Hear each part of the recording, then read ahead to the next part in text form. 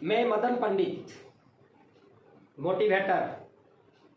आज हम आप लोगों के समक्ष चर्चा करने जा रहे हैं अवसर क्या होता है, अवसर का पहचान कैसे करें, अवसर को कैसे पहचानें।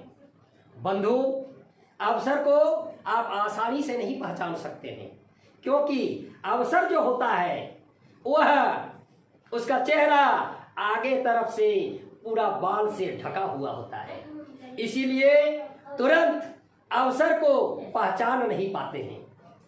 और जब तक हम अवसर को पहचानते हैं तब तक वह निकल चुका होता है। दौड़ के हम उसको पकड़ने की कोशिश करते हैं तो उसको पकड़ भी नहीं पाते हैं। कारण क्या है? कारण यही है कि अवसर का बाल पीछे तरफ से नहीं होता है। बाल नहीं होने के कारण, गंजा होने के कारण से वह पकड़ में नहीं आता है, वह फिसल जाता है। इसीलिए दोस्तों, अवसर जैसे आए सामने से पकड़ें, सामने से पकड़ें। अवसर आपका प्रतीक्षा नहीं करेगा। एक उदाहरण से हम इसको और अच्छा तरह से समझ लेते हैं। एक बंदर और एक बंदरिया तालाब के किनारे एक पेड़ पर एक शाखा में बैठा हुआ था, जो शाखा तालाब की ओर गया हुआ था। उस बंदर और बंदरिया को आकाशवाणी सुनाई दी।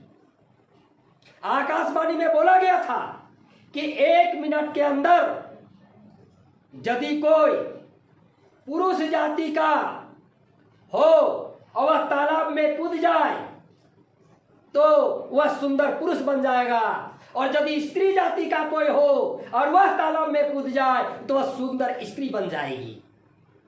बंदरिया ने सोचा कि चलो देखते हैं, यदि भविष्यवाणी, आकाशवाणी सही है तो हम सुंदर स्त्री बन जाएंगे, और यदि गलत है तो हम एक डुबकी लगा लेंगे, पानी में नहा लेंगे। इसे वैसी क्या दिक्कत हो सकती है?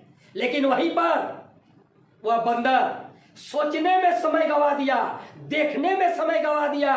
वह सोचा कि थोड़ा सा देख लेते हैं बंदरिया का क्या स्थिति होता है। बंदरिया पानी में कूदे और कूदने के बाद पानी से उठे तो वह अपने आप को एक सुंदर स्त्री के रूप में पाए। इसको देखकर बंदर भी पानी में कूदा। वह पानी से कूद के उठा, लेकिन उठने के बाद वह अपने आप को वह बंदर के रूप में ही पाया।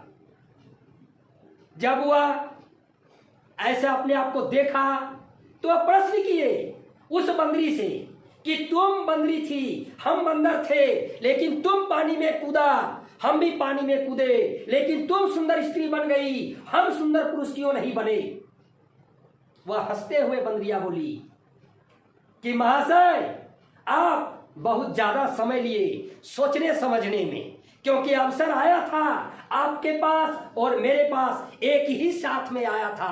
आकाशवाणी एक बार में ही सुने थे, लेकिन हम उसका सही उपयोग किए, हम उसका सही टाइम पर उपयोग किए और आज एक सुंदर स्त्री बन गए। और आप समय को देखे, आप समय को पहचान नहीं पाए, अवसर को पहचान नहीं पाए और आज बंदर का बंदर रह गए।